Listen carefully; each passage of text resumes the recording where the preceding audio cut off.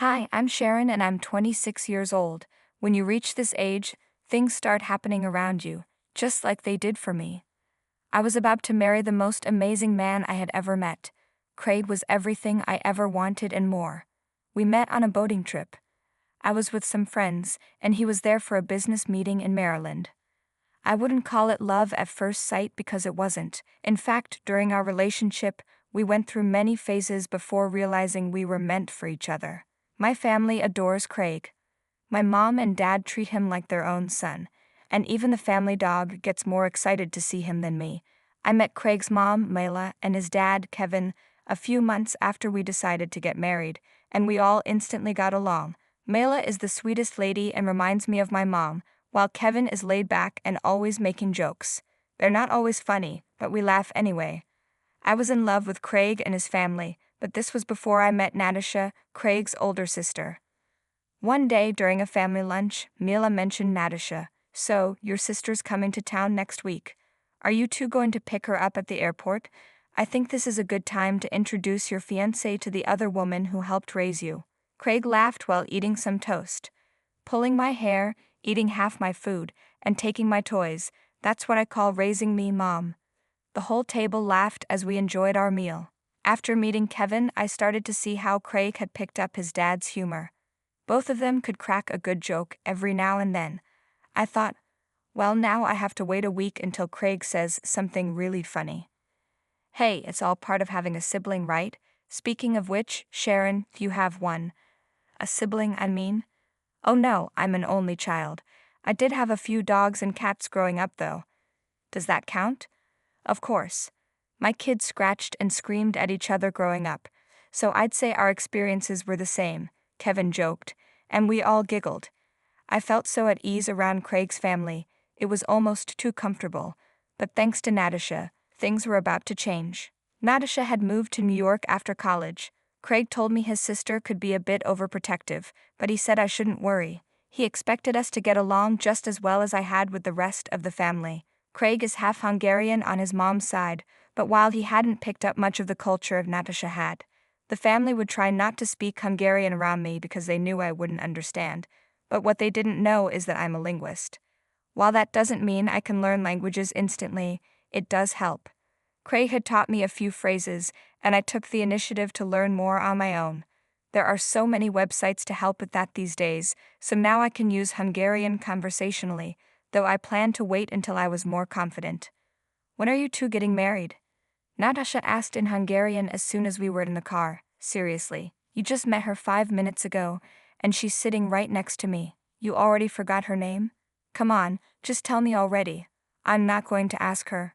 I could only understand bits and pieces of the conversation. Natasha's accent was different from Mila's, probably because she was raised here. Sharon, Natasha's asking about the wedding. She wants to know the date so she can make arrangements at work. Oh, of course. We don't have a fixed date yet, but it's going to be in March, so 3 months from now. I think that's plenty of time for you to get a few days off from work beforehand. Don't worry. Oh, all right. That's a relief. I thought it would be much sooner. Why did she seem so relieved when the wedding was months away? Let's keep talking in English, yeah, Nat. We're still working on Sharon's Hungarian, so it's going to take a while.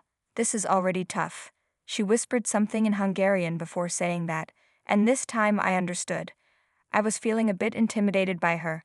It wasn't going as smoothly as it had with his parents, but I reminded myself that not everyone likes you right away. I was sure we would get along with some effort. A few days passed, and I wasn't always at Craig's place, so our interactions were minimal. Whenever I did go there, Natasha would find an excuse to go out, whether it was shopping or going to the movies with friends. I could see the annoyance on Kevin and Mila's faces. One time when I showed up, Kevin said, "You better not be leaving us today, Nat. You've watched enough films for the week. Spend some time with Sharon and your brother this afternoon." Natasha rolled her eyes and said, "Oh my God, not this again. I've met her and we've talked. Do I really have to keep doing it?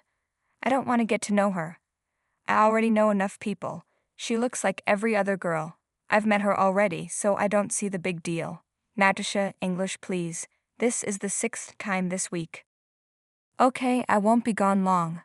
I'll come back and spend plenty of time with both of you, I promise. Sharon, oh, that's okay. I hope you do come back though. I'd really love to know more about you and your work and everything. Me too. It's just that my friends keep making plans, and since I haven't been home in a while, they're being very stubborn.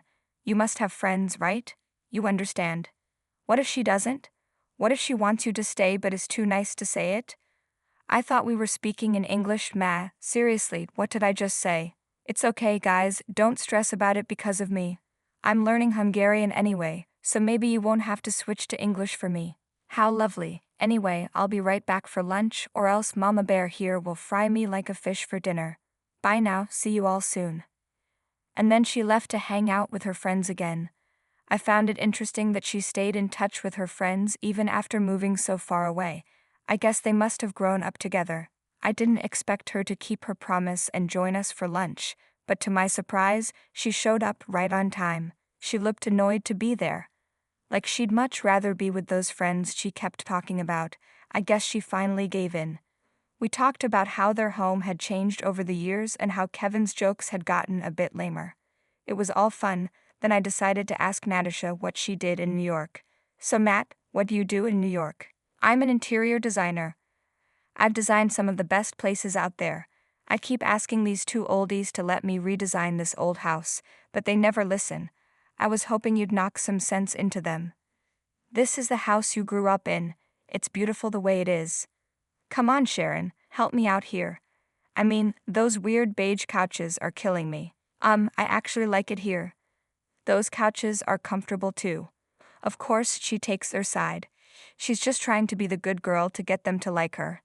Typical. You really have to stop talking about my fiancé like that. What's your problem, Matt? I have no problem. What are you talking about? Is everything okay? Did I say something wrong? Oh, of course you didn't, honey. We were just talking about how the house looks kind of ugly. It's just my opinion, though. Your fiancé isn't very keen on it. Hey Nat, that reminds me, you didn't tell me what Rye was up to. Why isn't he joining us? Dad, I told you he was busy. He really wanted to come and see Sharon and Craig, but he couldn't find the time. He'll be free soon, and I'll drag him here the next time I come back. I think he prefers it here anyway. Oh, I'd love to meet him. When did you guys get married? Oh, it feels like ages ago, sweetie, but it was just 2 years back. I was designing his new home, and our eyes just met.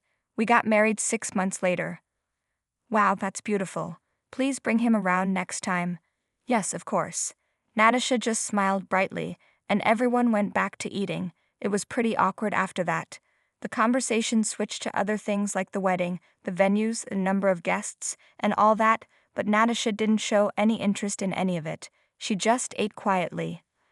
I wondered if their family dinners were always like this, but who am I kidding? I knew it was me. My Hungarian had improved enough to know that Natasha didn't really like me much. She thought I was just trying to impress Kevin and Mila so they'd like me, and don't get me wrong, I did want them to be happy with me, but I wasn't going to go out of my way to make that happen. My opinions were and always will be my own, but it seemed like Natasha had made up her mind about me the moment she met us at the airport. The more time I spent around her, the more I started catching unpleasant phrases in Hungarian. She would talk to her friend on the phone and say things like, I don't know why my idiot brother is marrying this girl. What does he even see in her? She doesn't do or say anything interesting, and she has no idea how to speak Hungarian. She'd have more frequent conversations on her phone when we were all together, like she always preferred talking to someone else. Sometimes her phone would ring late at night, and she'd be on the call for hours. I assumed it was her husband. She used her words like a sword so often that it pushed me to work even harder on my Hungarian. I felt like I needed to be less meek and stand up for myself a bit more. I wasn't going to just sit there and let Natasha insult me in her language whenever she felt like it, so I became determined. After spending a few days with us, Natasha went back to New York. During that time, I doubled my efforts to learn Hungarian. I was an assistant professor at the university, and even though my subject was linguistics, one of my colleagues, Jenna, was a master in many languages. Hungarian just happened to be one of them. I decided to meet her after hours and talk about my situation.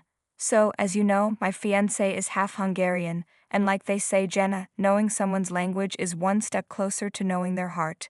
Not to be cheesy, but I've been trying hard to learn the language. I know a little now, but you're the master. Do you think you could help?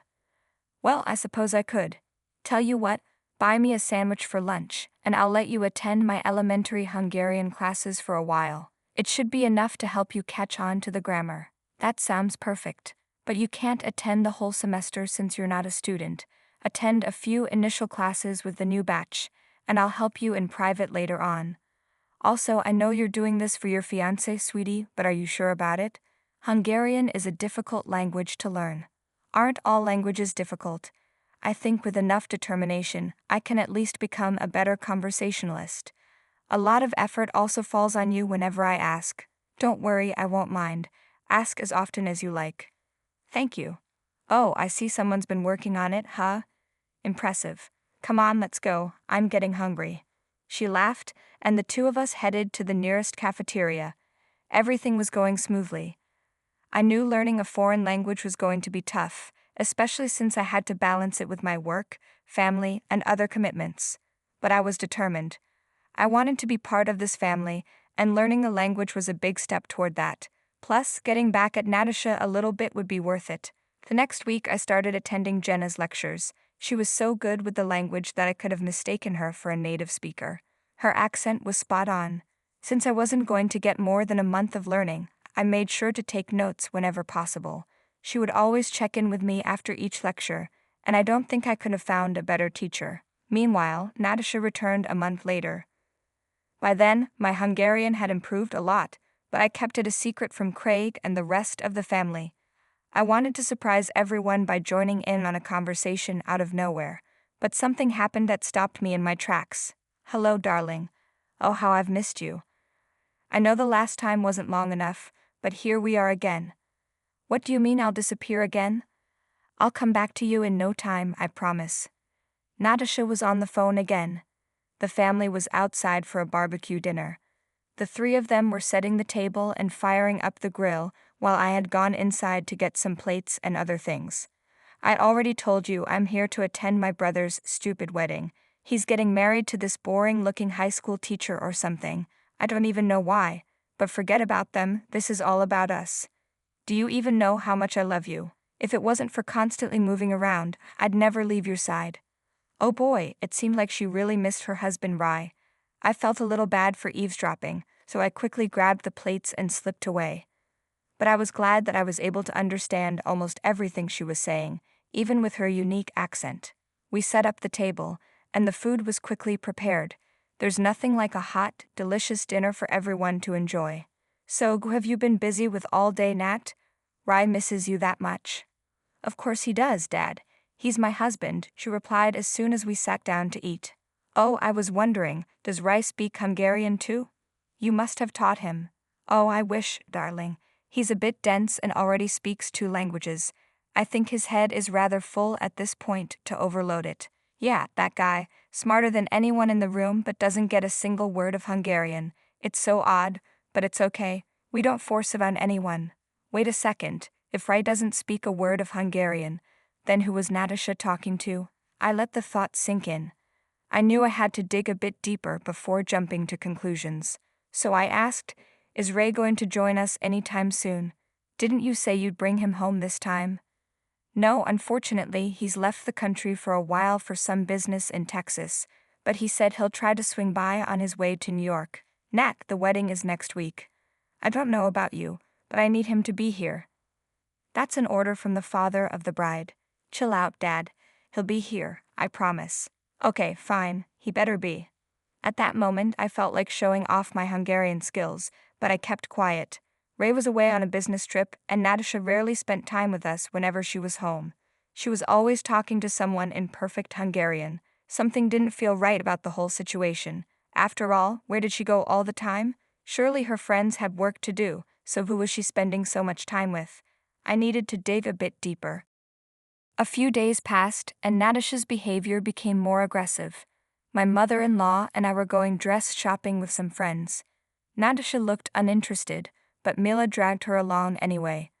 I wasn't too keen on having her there, but I couldn't say no to my mother-in-law. We found the perfect white dress, which felt just right for the wedding. I still remember what Natasha mumbled when I tried it on. There's no way I've been dragged all the way here just for this woman to pick that dress. It's completely classless and not even worth pennies. Sorry, what was that, Nat? I didn't quite catch you. I said it looks so beautiful on you, I could cry. It reminded me of my wedding. Oh, that's so sweet. Thank you. Oh, someone's been practicing. 2 words and you're proud? It'll take you 2 years to make a sentence at this pace. I just smiled at her as if I didn't know what she was saying. The days kept rolling by, and the wedding day was getting closer. One day I was cleaning up at home by myself. Kevin and Craig had gone out to buy something, and we ladies were alone in the house. Natasha had just received a package from someone. It looked like a gift. I was cleaning around anyway, so I decided to walk over to the hall right outside her room. She was already on the phone, screaming in excitement. Oh my God, you didn't? This dress is so pretty, and you remembered my size and my colors, Sergio. My dense husband could never. Wait, who's Sergio? Is Natasha having an affair? I didn't want to think about this possibility. In fact, I hoped my suspicions were wrong, but the more I heard her talk, the more real it became for me. I won't go into all the details, but it seemed like they met right here, years before she got married. Poor Ray has no idea, does he? Even the family seems clueless. However, I didn't expect to let it all out so easily when she spoke up about me at my wedding. The day arrived and the ceremony gave me butterflies. Craig and I were finally united, but it was the after party that was the highlight of the evening. Natasha had invited her friends over, and some of the family's cousins were there too. Ray had flown in from Texas for the wedding, and he seemed like a great guy, but Natasha barely paid any attention to him. She looked like she had something to drink because she was louder than usual, laughing and giving me bold looks. I couldn't hear what she was saying because this was my moment. I didn't want to pay attention to her, but then it happened. She said something like, "I'm so done with this whole wedding. Honestly, I'm just here to drink and look prettier than the bride. I give this marriage tops a year before my brother gets bored of her, like a dog with a dirty bone. Mark my words." And that was it. Something inside me snapped. When everyone was at the table, I lifted a glass and tapped it with a spoon to make a toast. That's when I let out all the Hungarian I practiced for so long. Even Jenna was at the table, and I knew I had to impress her. So, as you all know, I've been practicing my Hungarian for a while now. Today, I can proudly give a speech without stumbling, all thanks to my teacher Jenna. Thank you, Jenna. But today isn't about you or me, it's about Craig and his family. I've loved everyone so much. Mila, Kevin, oh, and my dear Natasha.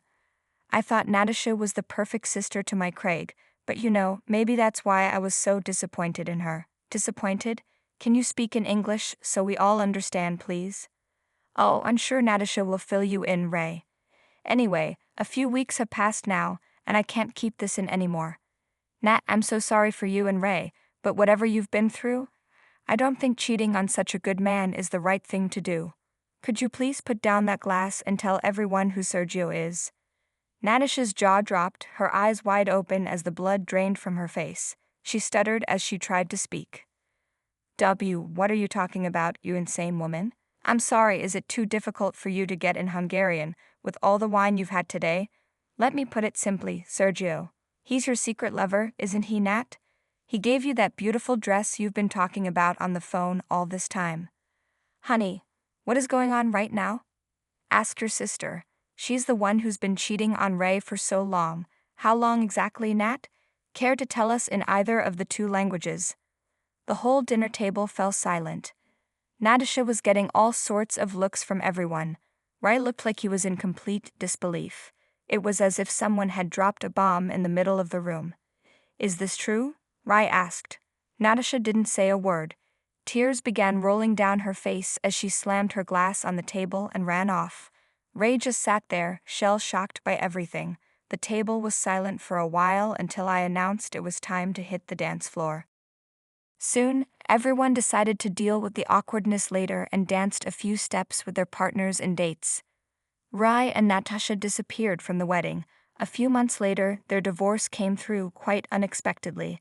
I never heard from Natasha again, and she never came back home.